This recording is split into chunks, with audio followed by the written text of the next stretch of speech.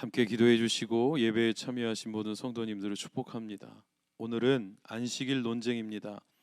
예수님께서 새 포도주는 새 부대에 담으라고 하신 뒤에 제자들과 함께 밀밭 사이를 지나가다가 있었던 어떤 해프닝을 에피소드로 기록하고 있습니다. 우리는 여기서 먼저 본문을 접근하기 전에 안식일이 무엇인지를 좀 생각해 보겠습니다. 여러분, 안식일이 뭡니까? 주일은 뭡니까?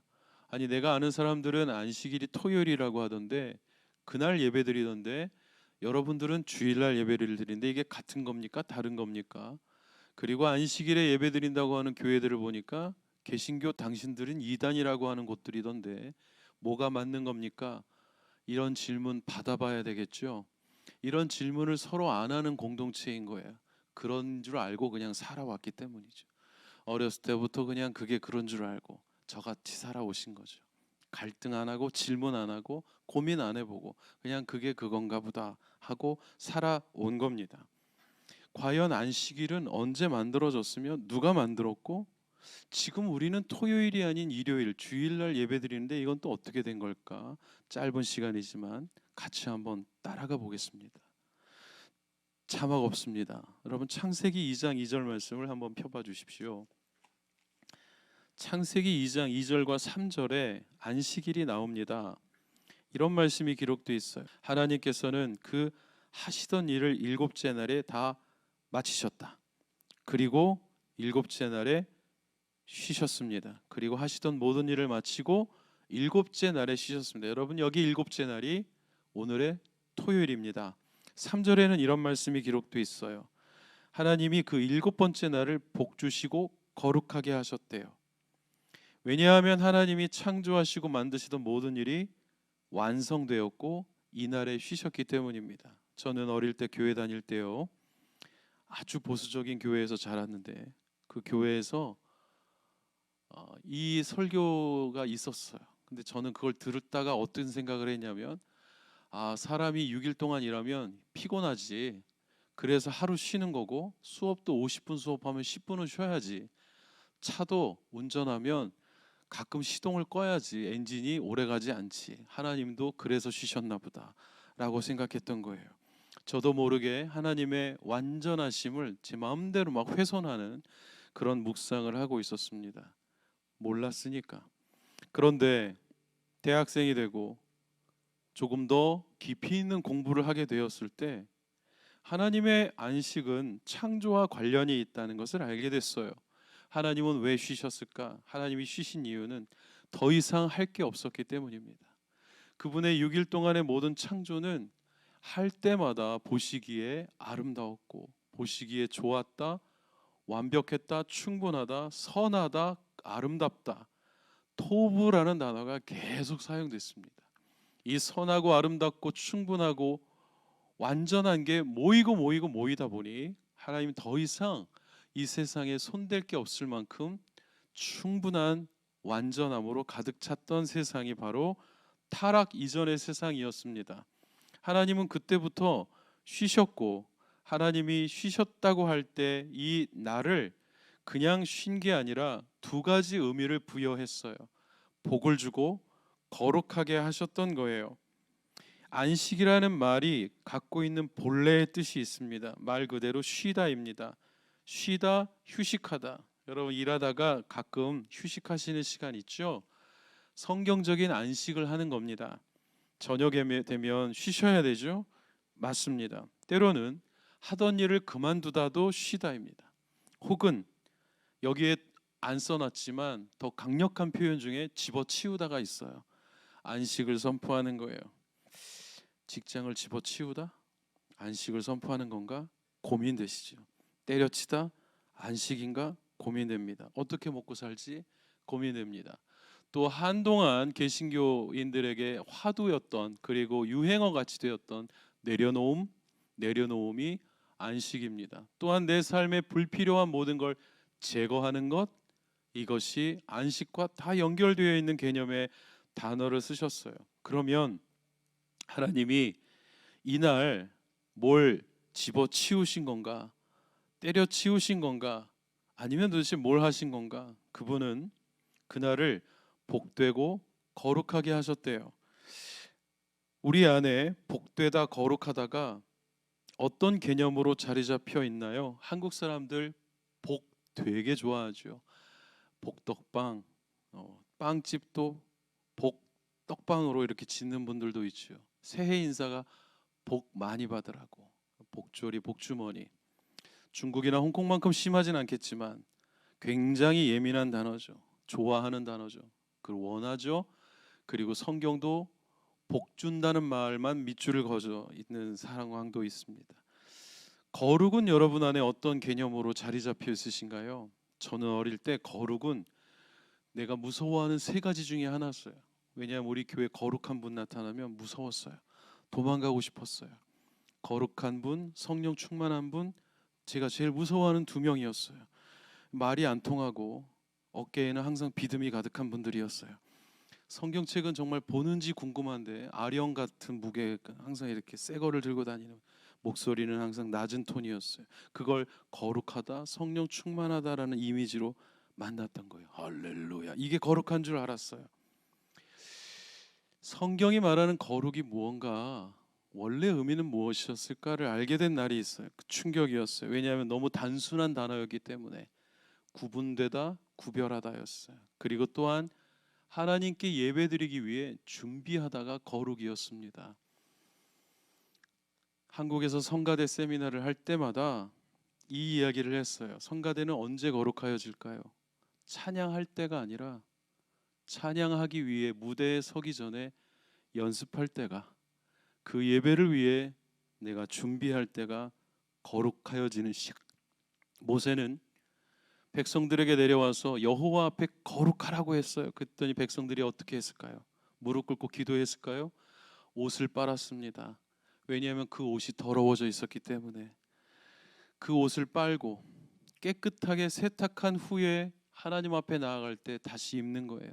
새 옷을 사라고 하지 않으셨어요. 비싼 옷 사라고 하지 않고 너희들의 삶의 수고로 땀 얼룩져 있는 그 옷을 깨끗하게 빠는 그 순간, 너희들의 더러운 입과 눈을 씻어내고 예배드리기 위해 나를 정결하게 준비하는 바로 그 시간이 거룩한 시간이라고 했습니다.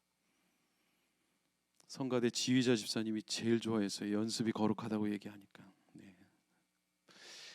하나님께서 말씀하신 안식은 복되고 거룩한 것이라고 말씀하셨어요. 이것이 타락 이전에 안식 안에 있던 가장 위대한 두 가지 개념이었습니다. 그런데 이것은 얼마 가지 않았습니다. 복이 의성어일까요? 의태어일까요? 오랜만에 어려운 단어. 성경은 소리가 나는 단어와 동작을 나타내는 단어 크게 두 가지가 섞여서 나오는데, 복은 의태어일까요? 의성어일까요? 축복합니다. 의성어일까요? 아니면 동작을 나타내는 단어일까요? 복은 동작을 나타내는 단어입니다. 무릎 꿇다입니다. 굳이 히브리어로 발음하자면 바라크인데요. 무릎 꿇고 배를 땅에 깔고 엎드리다입니다. 아브라함이 자기 아들 이삭을 바치러 갈 때 종들에게 했던 말이 이 단어였어요. 너희들은 여기서 기다려라. 나는 아이와 함께 저기 가서 바라크하고 올게. 이게 우리나라 성경에서는, 개역 성경에서는 경배하고 오겠다. 개역 개정에서는 예배하고 오겠다. 이 경배와 예배는 똑같은 단어입니다. 둘 다 월십입니다. 예배는 주일 11시, 경배는 오후 2시가 아닌 거고요. 경배는 대학 청년부, 예배는 성인 예배가 아닙니다. 이원론이죠. 똑같은 단어. 그런데 이 단어는 이렇게 앉아서 찬양하고 이런 것을 더 뛰어넘어 자기의 가장 소중한 걸 형체도 알아볼 수 없을 정도로 하나님 앞에 다시 내려놓음으로써, 다시 드림으로써 되찾아 주실 것을 기대하는 마음으로 완전히 내려놓는 거룩한 희생의 행위, 무릎 꿇고 그분 앞에 예배하는, 이것이 완전한 순종, 온전한 경배, 이게 복이었어요. 여러분이 서로에게 새해 복 많이 받으세요라고 축복하셨다면 여러분 예배자가 돼야 됩니다. 주님 앞에 그렇게 내려놓는 사람이 돼야 되는 거예요. 적어도 우리끼리의 인사라면 그런 개념이 통용될 수 있어야 되죠. 그런데 여러분, 이 아름다운 안식의 개념이 불과 얼마 안 가 오염됐습니다. 3장에 아담과 하와의 범죄 때문이죠. 하나님은 아담의 범죄로 인하여 안타까운 선포를 하실 수밖에 없었는데, 땅이 너는 땅과 싸워야 되는 인간으로 살아야 할 것이다. 너는 끊임없이 곡괭이질을 해야 하고 땀을 흘려야만 먹고 사는 존재가 될 수밖에 없게 되었다 말씀하셨어요. 하나님이 원한 안식은 천지를 창조한 뒤에 너무나도 아름다웠던 이 온 천지 만물을 아담과 함께 누려야지 하고 아담을 만드셨는데, 그는 타락했고 그 모든 땅과 하나님의 천지 만물은 그를 거부하기 시작했으며, 인간은 땀을 흘려야만 먹고 살 수 있는, 먹고 사느라 그러지라고 말하는 인간이 되어 버렸던 것입니다. 그러면 우리는 언제 쉴 수 있을까요? 이 하나님이 만드신 가장 아름다운 쉼, 안식은 정말 언제 회복이 될까요? 그게 예수 그리스도가 다시 오시는 종말과 관련이 있습니다. 성도 여러분, 교회에서 종말하면 이상한 생각부터 들죠. 이단들이 갖고 놀기 좋은 개념이 되었고, 아무것도 모르는 사람들은 이단 사이비들이 말하는 거기에 혹세무민하여 생각을 빼앗기고 정신을 빼앗겨 순종하고 복종하는 인간들이 되었죠. 그러나 진짜 종말은 뭐냐면 안식이 시작된다입니다. 온전한 안식이 회복된다가 종말입니다. 건강한 성도들은 종말을 기다립니다. 진정한 안식은 그때부터구나. 이 땅에서의 수고는 어쩔 수 없는 것이구나. 나는 이 땅에서 먹고 사는 문제, 땀 흘려야 되는 상황 앞에 있지만 나를 위해, 공동체를 위해, 가족을 위해 쉬면서 진정한 안식을 소망하며 사는 인생이 되어야 하겠다는 것이 성경이 말하는 안식으로의 초대이죠. 그냥 단순히 피곤해서 쉬는 게 아니고 좀 쉬어야지 여서 쉬는 게 아니라 그 시간을 통해 우리는 영원한 안식을 소망하는 것을 배우는 것입니다.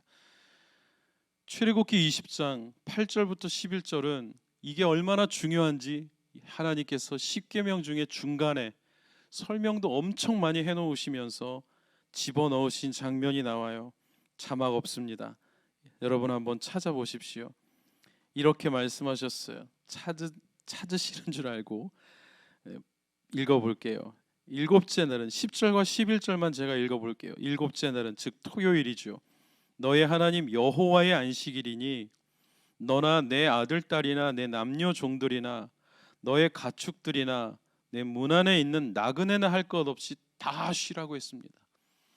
그러니까 자막이 있군요. 네, 그러니까 네, 없어야 되는데 아무튼 네. 주님이 말씀하신 안식은 너만을 위한 게 아니라 공동체가 다 같이 쉬는 거라고 말씀하셨어요. 다 같이 쉬어야 된다. 땅도 쉬어야 하고 동물도 쉬어야 한다고요. 너의 아내도 쉬어야 되고 너의 남편도 쉬어야 한다고요. 서로에게 안식을 보장하는 부부가 되어야 한다고요. 건강한 부부 생활을 하시는 분들은 서로의 시간을 보장하죠. 한시도 가만히 못 있는 사람처럼 지금 어디 있어? 뭐해? 왜 답 안 줘? 왜 카톡 안 읽어? 그럼 못 살죠. 혼자만의 시간이 필요하고 그것이 보장될 때 오히려 건강하고 안전한 관계가 되듯이 하나님께서는 너만 쉬는 게 아니라 이날은 모두가 다 쉬어야 하는 날이라고 하셨어요. 그리고 그 이유를 11절 말씀에 내가 하늘과 땅과 바다와 모든 걸 만들고 일곱째 날엔 쉬었어. 그리고 그날을 내가 복주고 거룩하게 했기 때문에 너만 쉬는 것이 아니라 나도 쉬니 다 같이 쉬어라. 이것이 민수기로 넘어와서는 광야에서 실습과 적용이 되었는데요. 광야에서 만나가 내렸죠. 그들이 하는 일은 딱 하나였어요. 만나 거두러 나가는 일이었어요. 그런데 하나님께서는 금요일 날은 내가 2배로 준다고 했습니다. 그리고 그 다음 날은 없을 거야 그랬는데 사람들이 나가보는 거예요. 꼭 나갑니다. 그런 형제 자매가 있어요. 분명히 2배 주시고 안 준다고 했는데 혹시 몰라 나가는 거예요. 그들은 왜 나갔을까요, 여러분? 이것이 믿음과 관계가 있습니다. 분명히 2배를 주시겠다고 말씀하셨는데 못 믿겠어서 나가보는 거예요. 그러면서 이렇게 말하죠. 혹시 몰라서 이렇게 말합니다. 저는 이 단어를 한국에서 수능 기도회 때 들었습니다. 대한민국 수능날 모든 대한민국의 신들이 다 튀쳐나오는 날이죠. 대문 앞에 다 모여 있어요. 어느 신이 센지. 그리고 그날은 모든 교회가 작정하고 금식하고 기도합니다. 정말 그날처럼만 기도한다면 대한민국엔 JMS가 없어야 될 것 같아요. 그런데 그렇게 기도하고 집에 가실 때 모 집사님이 점집에 들리는 거예요. 아니 혹시 몰라서, 아니 혹시 몰라서. 아침에는 하나님께 기도하고 집에 들어가면서 우리 애 어떻게 될까? 아니 혹시 몰라서. 믿음 없는 짓을 하는 그 사람들, 이것이 안식과 관계가 있는 거예요. 쉬지 못하시는, 쉴 수 없는, 쉬면 안 될 것처럼 내 몸을 혹사하고 학대하면서까지 일하는 분들, 믿음이 있는지 확인해 봐야 됩니다. 먹고 사는 문제가 너무 절박해요. 그런데 예수님께서는 무엇을 먹을까, 무엇을 마실까, 무엇을 입을까 걱정하지 말아라. 하늘의 새도 땅의 풀도 하나님이 직접 돌보시는데 너희는 그분의 형상으로 만든 그분의 자녀들이 아니냐. 하나님이 천지를 만드신 이유가 너희와 함께 누리려고 만드신 거였고, 그 수많은 플랜트, 수많은 열매들, 프루트들이 다 너를 위해 만든 것인데 너의 조상 아담이 범죄하여 땅이 저주를 받았지만 내가 돕지 않느냐. 내가 너의 땀의 결과만큼 너의 삶에 만족을 줄 수 있도록 내가 일하고 있지 않느냐. 하나님도 아담이 범죄한 이후로부터 쉬지 못하고 계시는 중이었던 거예요. 저와 여러분 때문에 너무 많이 일하다가 졸음운전하다가 사고 날까봐 쉬지 못하시는 하나님, 너무 많이 일하다가 뇌출혈 올까봐 걱정돼서 당신 곁을 지키는 하나님, 하나님 그때부터 지금까지 못 쉬고 계시는 중인 거예요. 우리 지난 연말에 전도서 공부했어요. 생명의 삶. 똑같은 단어가 계속 나옵니다. 하나님 인간에게 원하시는 것은 잘 먹고 잘 쉬고 행복한 거라고요. 그 말이 계속 나와요. 그 얘기하려고 헛되다. 의미 없다는 게 아니라 바람 같은 거라고. 공기 같은 거다. 잡으려고 애쓰지 말아라. 지금 쉬어라. 안식해라. 내려놓아라 말씀하시는 중이었던 거예요. 그런데 민수기에 보니까 혹시 몰라서 밖을 나갔던 형제가 나무를 베고 있다가 모세와 그 일행에게 들켰어요. 그리고 그를 격리해 놓았습니다. 사람들은 모세에게 물어봅니다. 이거 어떻게 해야 되나요? 모세가 하나님께 여쭈었어요. 어떻게 해야 되죠, 주님? 주님께서 그 사람 죽어야 된다고 말씀하신 거예요. 너무 충격받는 장면이죠. 너무 당황스러운 장면이죠. 이걸 어떻게 해야 되나? 아니, 모르고 나갈 수도 있는데 그렇다고 다 죽여? 그럼 이거 어떻게 돼야 되는 겁니까? 시험 들기 딱 좋은 성경 구절이구나. 그런데 분명히 여기 써놨습니다. 고의로 그렇게 하는 자들은 가만두어서는 안 된다고 말씀하신 거예요. 여러분, 이런 구절이 곳곳에 나옵니다. 대표적인 인물 하나가 모세죠. 모세가 그렇게 열심히 광야에서 40년 동안 늙어가면서 40세에 부르심 받아 그렇게 이끌고 나와서 40년을 돌아다녔으니 지금 80세잖아요. 그런데 어느 날 하나님이 물이 없어서 난리를 치는 백성들 때문에 하나님 이 사람들이 물 먹고 싶다고 합니다. 광야니까 얼마나 먹고 싶겠어요. 저 바위를 내리쳐라. 한 번만 내리쳐라. 근데 모세가 너무 화가 난 거예요. 이 공동체 때문에. 믿음 없고 배신하고 소문내고 거짓말하고 등쳐먹는 것 같은 인간들 때문에 화가 나서 2번 내리쳤어요. 근데 여러분 그럴 수 있잖아요. 어쩌다 보면 2번 내리칠 수도 있고 한 번만 하려고 그랬는데, 그런데 하나님께서 너 한 번만 내리치라고 했는데 2번 내리쳤니? 너는 약속의 땅에 못 들어간다고 하신 거예요. 제가 그 구절을 읽다가 주님 이건 좀 너무 하시는 거 아닙니까? 이 사람이 공로가 있는데, 이 사람 수고가 있는데 그거 하나 했다고 다 취소가 말이 됩니까? 아니 이건 좀 너무 하시는 거 아닙니까? 다른 사람도 아니고 모세인데. 그런데 이게 그런 문제가 아니었던 거예요. 무엇 때문이었을까요, 여러분? 하나님 말씀하셨어요. 네가 2번 내리쳤기 때문이라고 말씀하시지 않으셨던 거예요. 무엇을 말씀하셨는지 기억나십니까? 하나님은 모세에게 거룩을 이야기하셨어요. 지금 이 공동체, 출애굽 공동체는 애굽에서 태어난 애굽 문화와 애굽 물을 먹어본 사람들은 가나안에 들어갈 수가 없는 사람들이었습니다. 하나님은 가나안 땅에 새로운 거룩한 백성을 들여보내셔야 되는데 이 애굽에서 자란 사람들은 불평, 불만, 거짓, 배반 너무 많은 것에 이미 물들어 있는 사람이었던 거예요. 하나님은 안 된다. 할 수 없다. 이 사람들 들어가 봤자 가나안 변화시키지도 못하고 애굽에서처럼 오염될 거다. 똑같은 사람 될 거다. 전혀 다른 사람 될 수 없고 하나님 이 세대는 포기하셨다고 말씀하신 거예요.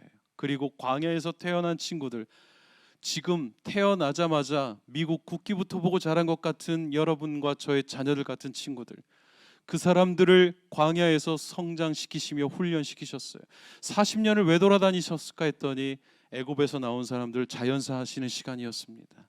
의미 없는 사람들 들어가 봤자 아무것도 안 된다. 아무것도 내 뜻대로 하지 않고 이 사람들하고는 안 된다고 말씀하신 거예요. 그리고 그 가나안 땅 왜 그렇게 정복하려고 하셨나 했더니 자녀를 바치는 문화부터, 음란한 문화부터, 수많은 잡다한 신들이 하나님 노릇을 하며 세상을 망해가게 하고 있는 악한 동네였어요. 하나님은 그곳이 그렇게 적과 꿀이 흐르는 아름다운 땅이 폐허가 돼가는 모습을 보고 견딜 수 없어 새롭고 거룩한 백성을 거기에 넣어 깨끗하게 하기를 원하셨던 겁니다. 그런데 1세대로는 안 된 거예요. 그런데 그 2세대가 들어가야 되는데 그 리더였던 모세가 거룩을 위반하는 행위를 해버리고 말았습니다. 하나님은 경력, 직분, 목사, 선교사, 장로, 권사여서 들어가는 나라가 하나님 나라가 아니라 거룩한 백성이 들어가는 곳이어야 한다. 모세야 너도 안 된다고 말씀하셨던 거예요. 그만큼 하나님은 공동체의 거룩을 지키시는데 진심이셨던 분이었습니다. 그것이 안식과 연결되어 있었던 거예요. 또 하나의 예가 있죠. 사도행전에 헌금 중간에 잘라서 낸 아나니아 삽비라 집사님 즉사했습니다. 와, 시험 들기 딱 좋은 구절. 어떤 목사님들은 그거 가지고 헌금 떼먹으면 어떻게 되는지 아냐고 협박 설교도 하죠. 과연 그런 의미일까요? 아무도 얼마 내라고 한 적도 없습니다. 사도행전의 초대 공동체는 공산주의자들이 모티브를 가져올 정도로 순수한 공동체였죠. 욕심이 없었습니다. 욕심 때문에 아담이 선악과를 따먹고 세상이 멸망했는데 초대교회는 욕심이 없었어요. 이거 내 거 아니야. 자매님 가지세요. 형제님 가지세요. 내 것을 내 것이라고 주장하는 사람이 없었어요. 당신이 하십시오. 당신이 드십시오. 필요한 게 뭔지 집안마다 갖다 놓는 교회였어요. 세상에 이런 교회가 있을까? 세상에 이런 공동체가 있을까? 그런데 충성되고 사역 많이 하던 아나니아 삽비라 집사님이 모든 사람들이 다 그렇게 하는 거 보고 여보 우리도 용기를 냅시다 하고 집 처분하고 통장 다 끌어왔는데 이것저것 계산이 들어가는 거예요. 아이들 학교 가야 되는데 대학 가야 되는데 이거 어떡하지 하다가 중간만 낸 거죠. 그러면 베드로가 물어봤어요. 이게 전부냐? 그때 아나니아 삽비라는 전부는 아니라고 대답하면 되는 겁니다. 다 팔았는데 일부만 가져왔습니다. 이것만 낼게요. 하나님 기뻐하실 거야. 이렇게 끝날 문제이죠. 베드로가 말했어요. 너한테 언제 그런 거 하라고 한 적이 있었냐고요. 교회가 그걸 강요한 적도 없고 강조한 적도 없던 거예요. 전부 다 하나님 주신 가장 아름다운 선물인 순수 자유의지로 그렇게 모여있던 공동체였기 때문에 거룩하고 힘 있는 공동체였죠. 안 내도 상관이 없고 더 내도 상관이 없는 교회였던 겁니다. 그런데 아나니아 삽비라는 거짓말을 했어요. 이게 전부라고 했어요. 네가 왜 성령을 속이고 거짓말을 하느냐고 말하는 순간 목숨이 끊어졌습니다. 여러분, 이게 헌금 안 냈더니 죽는 이야기인가요? 하나님은 그 공동체를 어떻게 하길 원하셨던 건가요? 가장 순도 높은, 가장 거룩한, 가장 깨끗한 공동체가 얼마만인 겁니까? 하나님 그 교회를 지키고 싶으셨던 거예요. 그래서 저는 이렇게 저 혼자 확신합니다. 아나니아 삽비라는 지옥은 가지 않았을 거다. 왜냐하면 그 사람들이 그것 때문에 지옥 갈 일은 아닌 거예요. 그러나 지옥 간 것보다 더 억울한 무언가가 뭘까 생각해 봤어요. 그 공동체가 아름답게 성장하는 것을 중간에 보다가 만 사람들이 된 그 사람들, 그리고 하나님 나라에서 초대교회 그 공동체가 얼마나 아름답게 성장하는지 하나님과 영원히 대화가 가능한 여기에 끼지 못하는 자들이 된 여러분, 저는 지옥보다 그런 게 더 두렵습니다. 저는 제가 지옥 가지 않을 걸 확신합니다. 믿습니다. 그러나 그만큼 더 두려운 것들이 있어요. 하나님 나라 앞에 갔을 때 너 그때 그게 무슨 말이냐? 무슨 뜻으로 한 말이냐? 해명해야 할 것이다 하셨던 바로 그 말씀. 해명하느라 내 친구 다 들어가고 해명하느라 여러분 다 들어가는데 나만 못 들어가고 있어요. 천국 문 앞에서 저는 그게 두렵습니다. 함부로 짓거리지 말아야 되겠다. 아무 말이나 해서는 안 되겠구나. 그분이 다 듣고 계시고 너 그때 무슨 뜻이니? 왜 그런 말을 퍼뜨리고 다녔니 하시면 그거 해명하느라 여러분 들어가는 동안 나는 못 들어가겠구나. 저는 그게 더 무섭습니다. 그게 지옥이 아닐까요? 믿음과 안식을 떨어뜨려 놓지 마십시오. 쉴 수 있는 자, 안식할 수 있는 자, 믿음 있는 자입니다. 이만큼 중요하기 때문에 안식을 거룩한 규정을 세워 놓으셨는데 이 민수기 사건이나 이런 것들이 신약 시대까지 오면서 바리새인들과 율법학자들에 의해 어마어마한 사회 규칙으로 변화되었어요.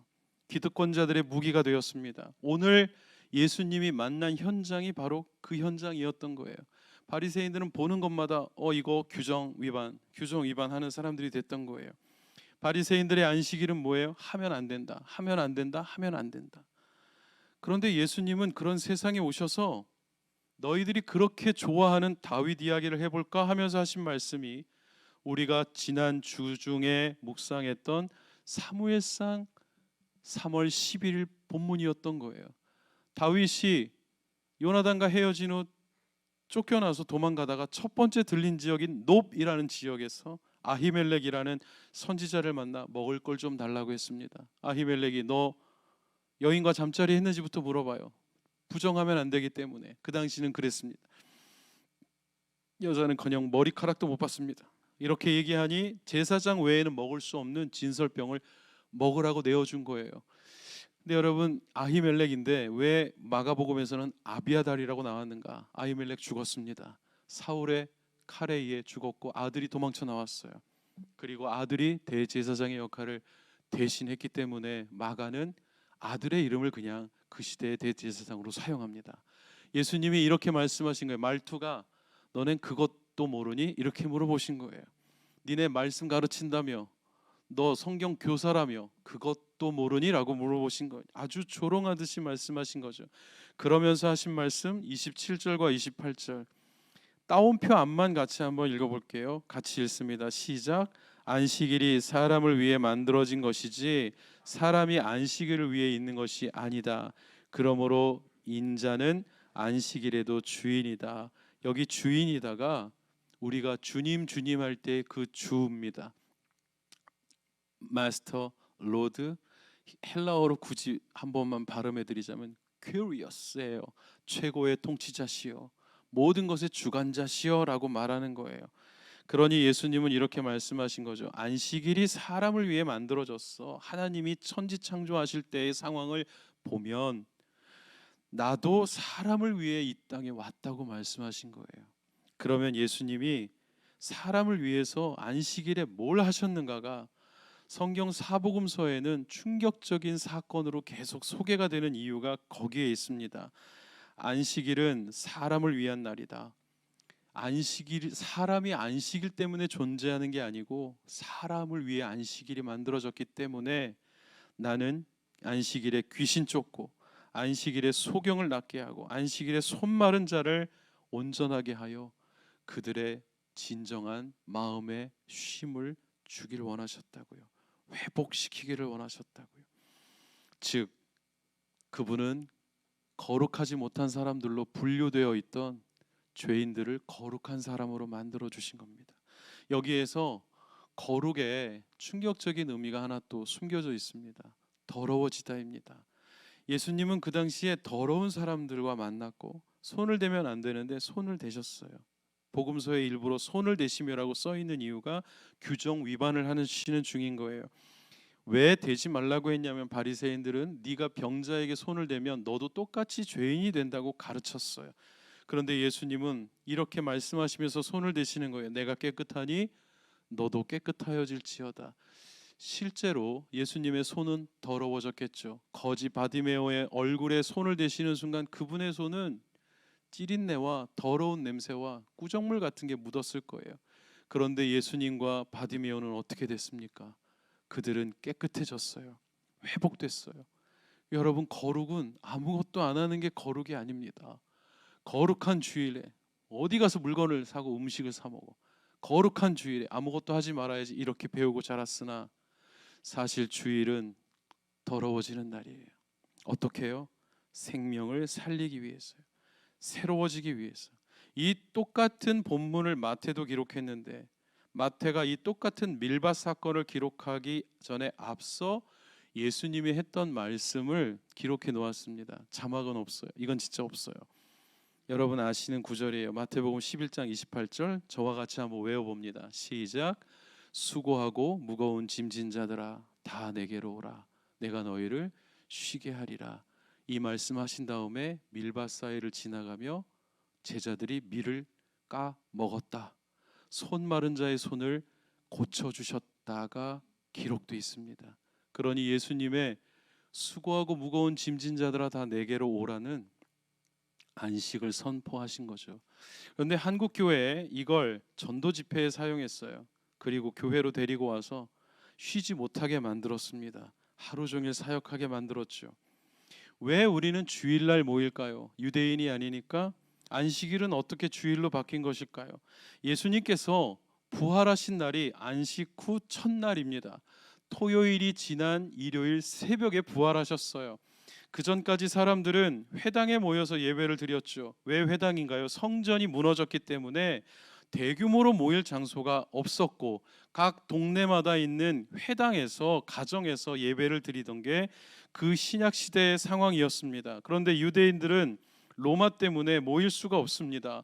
통치하는 나라가 식민지 백성들이 모여 있으면 불안한 거예요. 못 모이게 하고 못 모이게 하니 지하로 내려가고 가정마다 숨어서 예배드렸는데 로마가 태양신을 섬기기 위해 만든 선데이에 예수님이 부활을 해버리고 말으셨네요. 그러니 그리스도인들은 이날이 로마가 정한 태양을 경배하는 날인 것 상관없고 안식 후 첫날인 것 상관없이 주님이 부활하신 날이 그들의 영혼의 생일이 되어버렸어요. 예수님의 생일이 되어버렸어요. 예수님이 born again 하신 날이 되어버렸어요. 이날 다 뛰쳐나왔어요. 이제 두렵지 않아. 예수님이 부활하셨는데 죽으셨던 그분이 우리의 슬픔을 기쁨으로 바꾸셨는데 난 더 이상 두렵지 않아. 모여서 뭐 했을까요? 예배하기 시작했습니다. 복되고 거룩한 날이 되어버렸어요.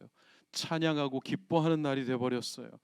많은 성도님들이 주일 성수를 중요하게 생각하고 한국교회 안식일을 거룩히 지켜야 된다는 것 때문에 주일날 가게 문 닫고 주일 성수한다고 했어요.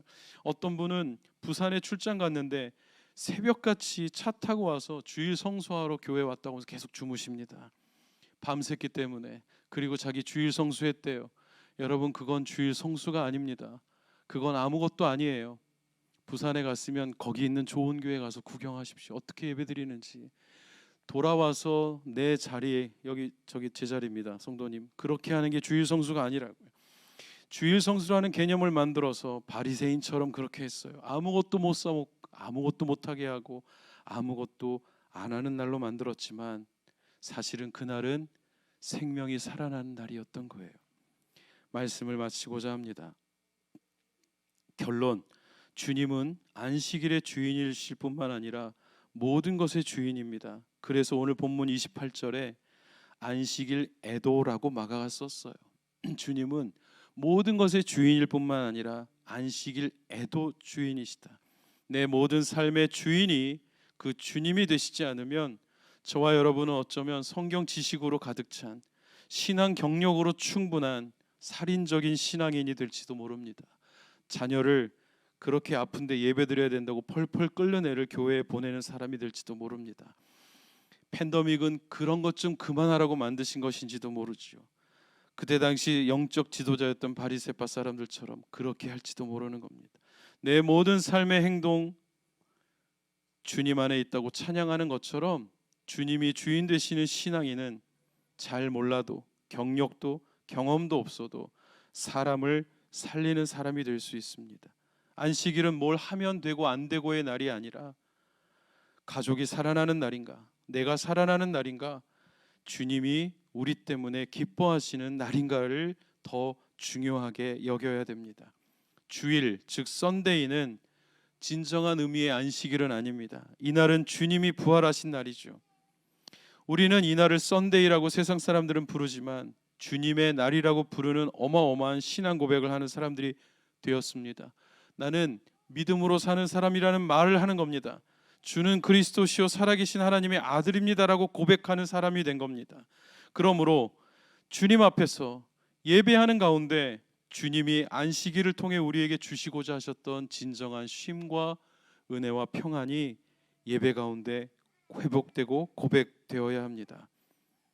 제가 아는 어떤 목사님이 아들에게 생일 선물로 뭘 주면 좋겠니라고 물어봤대요. 그 아들이 대답한 게 목사님 충격받게 했어요.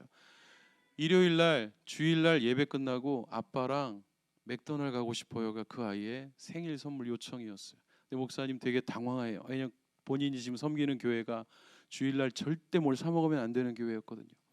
근데 이분이 고민했어요. 내가 이렇게 하면 분명히 눈에 띌 거고 사임할지도 모른다. 세상에 그런 세상 지금도 그런 교회가 많습니다. 여기도 그런 교회가 있을지 모르겠습니다. 근데 이 목사님 용기를 냈어요. 그리고 예배 마치고 중등부 예배 마친 자기 아들을 데리고 맥도날드에 갔어요. 그리고 그분은 자기와 함께 앉아서 그 얼마 되지 않는 맥도날드 햄버거를 너무 맛있게 먹는 행복한 아이의 얼굴을 보고 나서야 본인이 구약학자임에도 깨닫지 못하던 안식일의 의미를 그날 깨달았다고 이야기하셨어요. 여러분, 지금 우리는 그런 것 때문에 갈등하지 않습니다. 아무렇지도 않습니다. 자유합니다. 그러나 지금부터 우리가 더 중요하게 목숨 걸듯이 여겨야 할 것이 있습니다. 나는 이날 살아나고 있는가? 나는 이날 다른 분들을 살아나게 하고 있는가? 나는 가족을 살리는 사람인가? 먹여 살리는 거 말고요. 그들의 영혼을 살리는 부모인가? 나는 공동체를 살리는 사람인가? 나는 우리 공동체의 거룩이 훼손되지 않도록 하나님 앞에 진정한 예배자로 살아가고 있는 사람인가? 우리 교회 안에 이 진정한 안식과 주일의 기쁨이 회복되는 교회가 되기를 다시 한번 기도하고 싶습니다.